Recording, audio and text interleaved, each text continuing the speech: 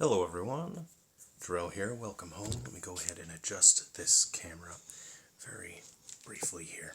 Now today I wanted to share with you a pretty special instrument. This is the piano lin from Mark Suchheim. This particular instrument is from between the 1930s and 40s. This one's in very good condition. It's quite fantastic, and if you have a look at the label on the inside, it says $65, which is very fantastic. And because it's a higher price, taking account into inflation, I think this is probably one of the newer ones. I don't think this one's specifically from the 30s. I think it may be from the 40s or 50s. What's interesting about the transfers on here is they're not really like quality transfers or anything. It's actually paper that's been glued on there. There's minor water damage. There's some dirt on the instrument that I would like to clean up at some point.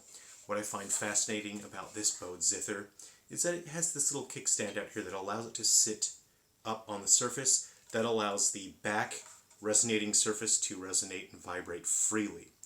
What is fascinating about this instrument and why it is unique as a piano lin is that it has chromatic notes. It is not diatonic. It doesn't play in only one specific key. You can play it as you would a piano, so you have access to your chromatic notes up there, so you can do your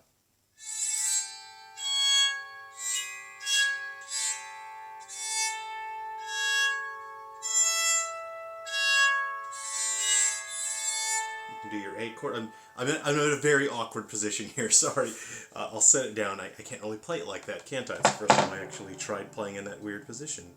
So if you have your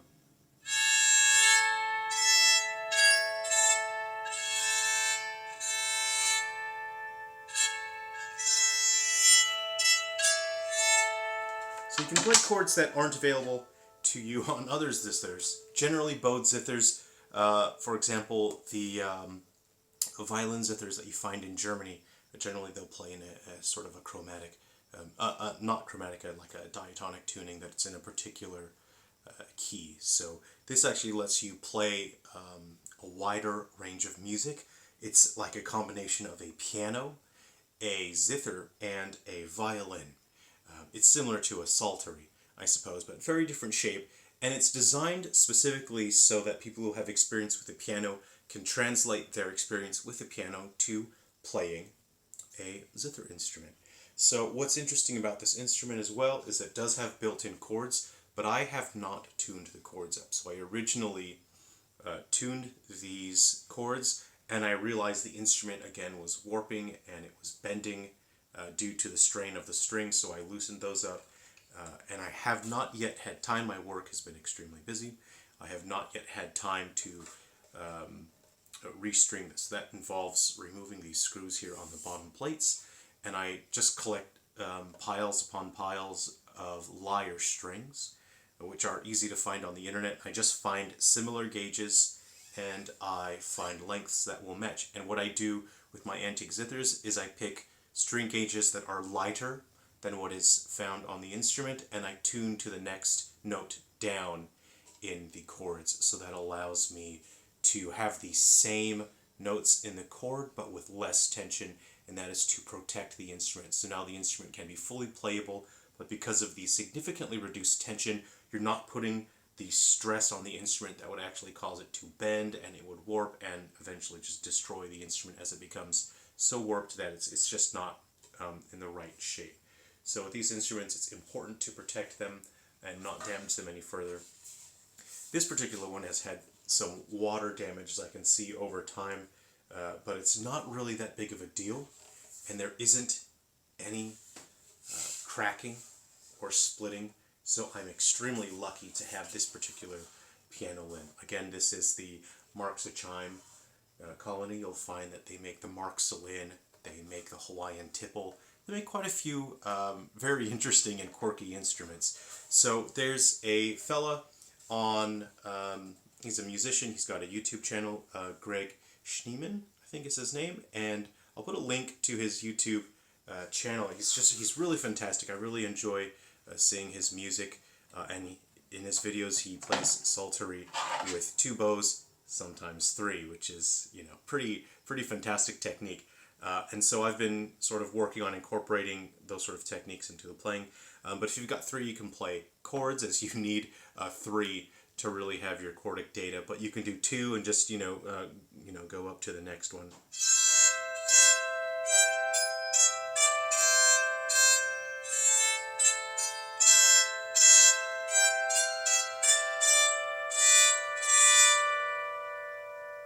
It's quite a haunting sound. Absolutely fascinating. And what makes this instrument really work is that each string is not actually a single string. It actually starts here at the tuning peg and it loops all the way around. So even when you play one string, it is transmitting vibrations to the next 2 strings as well. So there's a lot of sympathetic resonance there. There would be even more sympathetic resonance if I were to tune up these strings here, but I will have to wait until I have some time to organize it. It'll take a few hours to really sort out exactly which strings, and I want to be very careful. I tend to not rush that process, so I do take my time when it comes to replacing those strings. But as you play one string, it sort of excites the other strings, especially since they are the same string. They loop around, they actually contact the peg there, and they loop back around. And so it has the most sympathetic resonance that I've ever heard out of any instrument that I've played, and it's just haunting and beautiful in a way. So, and again, it's great when you're coming from a piano background because you're able to play this. Now you can generally find these on eBay sometimes. I've checked recently, I think right now there aren't any, but keep an eye out. If you search for Pianolin, you might be able to find one of your own. I'm using, this is I think this is a 1/8 bow, 1/8 violin bow, which works great, but the main difficulty is that you don't really get the grip, so you kind of generally hold with your thumb like that.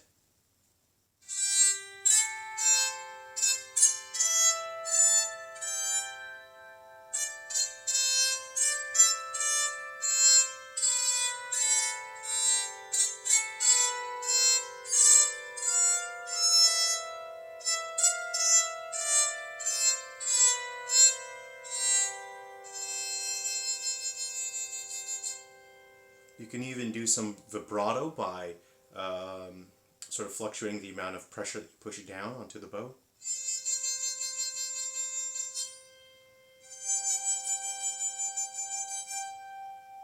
So there's a bit of the Pianolin. I hope you've enjoyed having a look at that. Thank you very much for watching, especially thank you to everyone for subscribing. I can't believe we're already past 600 subscribers. That happened very quickly, so thank you to everyone. Once we hit 1,000 subscribers, then I will be sharing my custom build banjo fiddle. So I hope you look forward to that. Thank you to everyone who's been commenting. I've been trying to reply to everyone, but my work has been very demanding this past month. So if I haven't replied, I'll get back to you and try to reply as soon as I can. Take care, everyone, and come home again soon.